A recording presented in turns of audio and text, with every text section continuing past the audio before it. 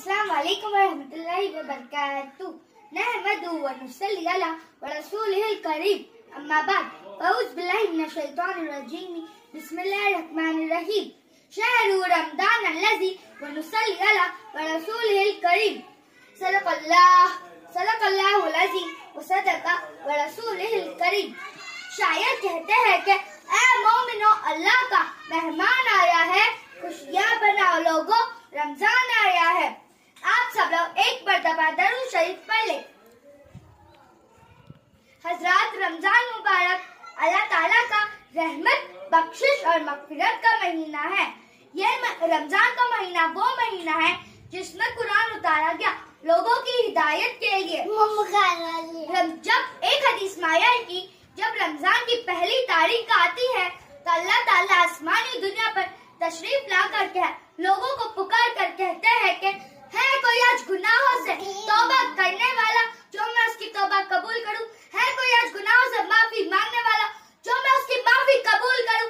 है कोई आज नमाज की तौफीक मांगने वाला जो मैं उसको तौफीक अता करूं? हजरात, ये महीना रमजान की फजीलियत और बरकत का है। रमजान की बहुत बड़ी फजीलियत है।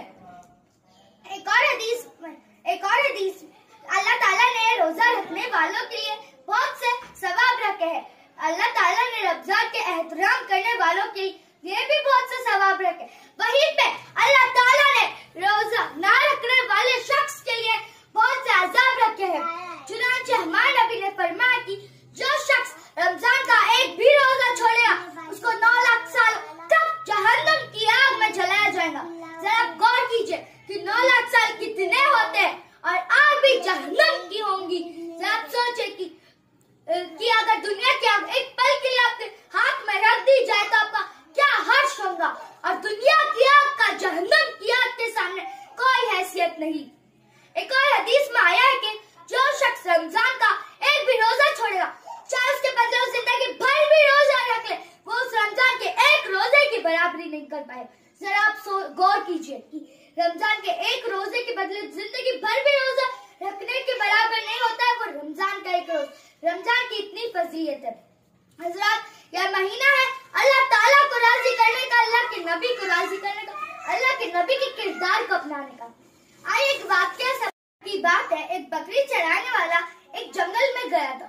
उसी जंगल में नबी सल्लल्लाहु अलैहि वसल्लम तशरीफ ला रहे थे। उसको किसी ने बताया था कि ये वो शख्स है जो कहता है कि ये अल्लाह का नबी है। उसने दूर से ही पूछा, क्या आप वही हो ना जो कहता है कि मैं अल्लाह का नबी हूँ? हजरत ने कहा, तुम इतने दूर से क्यों पूछ रहे हो, जरा पास आओ। उसने कहा कि मेरे आंख से बदबू आ रही है, मुझे अपने परिवार वाले पास में बैठने नहीं देते, मुझे ठुकरा देते, मुझसे घिन करते, मेरे दोस्त मुझसे बात करना पसंद नहीं करते, मेरे परिवार वाले मुझे ठुकरा देते, मुझे घर में तशरीफ लाने नहीं देते, मुझसे घिन करते, मेरे पास नहीं आना चाहते। हजरत ने कहा, हजरत उसके पास बढ़ने लगे लेकिन उसने अपने कदम पीछे बढ़ा लिया, लेकिन सल्लल्लाहु अलैहि वसल्लम ने उसको 2 लहर का पकड़ लिया, उसको सीने से लगा लिया, उसकी पेशानी को चूमा। तभी उसने कलमा पढ़ा और वो मुसलमान बन गया। और उसने अल्लाह की कसम खा के कहा कि आप अल्लाह के सच्चे नबी और सच्चे रसूल। जिसको परिवार वालों ने ठुकरा दिया उसको नबी ने अपना लिया। यह है हमारे नबी का किरदार जिसे हमें अपनाना है। आइए एक और वाक्य समाप्त फरमाते हैं हमारे नबी के किरदार का। एक बार की बात है, बुढ़िया अपने घर में रोज ढेर सारा कचरा जमा करके रखती थी।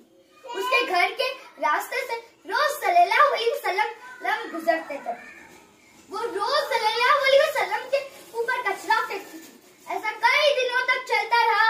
एक दिन अचानक उस बुढ़िया ने सल्लल्लाहु अलैहि वसल्लम पे कचरा नहीं फेंका। हजरात ने सोचा कि आज बुढ़िया ने कचरा क्यों नहीं फेंका, कहीं उसकी तबीयत तो खराब नहीं, कहीं उसको कुछ हो तो नहीं गया। मैं उससे मिला था, उसकी तबीयत पूछाता वो उसके घर गए। दरवाजा खटखटाया, अंदर से आवाज आई, कौन है? हजरात ने जवाब दिया कि मैं वो शख्स हूँ जिसके ऊपर तुम रोज कचरा फेंकती हो।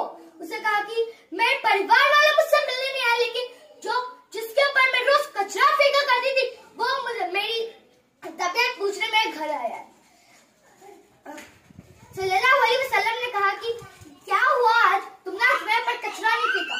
मैं सोचा कि तुमसे मिला कर, तुम्हारी तबीयत तो खराब नहीं, मैं तुम्हारी जरा तबीयत पूछा। उसने कहा कि उसे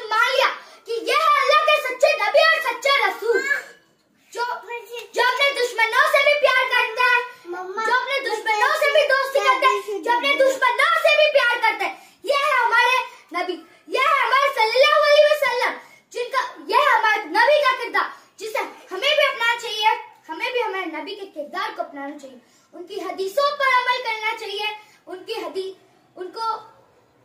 उनके किरदार को अपनाना चाहिए। अस्सलाम वालेकुम।